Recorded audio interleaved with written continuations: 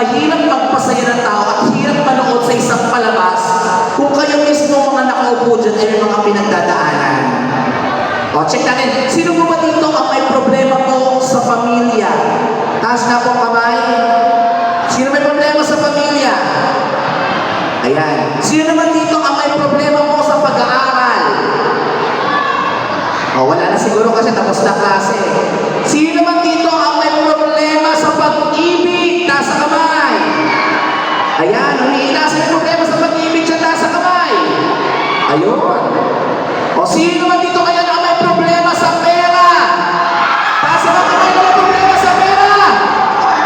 Lahat na may problema sa pera, humiyaw! Yan ang sinasabi ko. Mahirap magpakasaya pag pera ang problema. Tama po ba?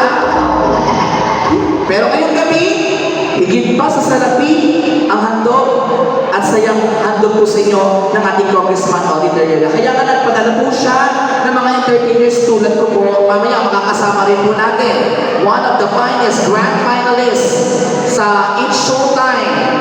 Sample si ang beatbox natin, si Jess Max.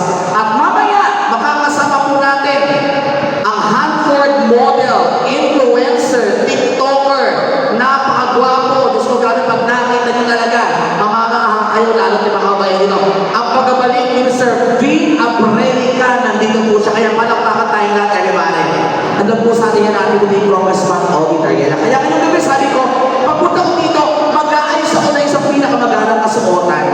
Kasi kung di niyo po natatanong, galing po ako sa World Tour. Oo. Late April, umikot po ako sa New Zealand para magbigay po ng saya. At buong buwan po ng Mayo,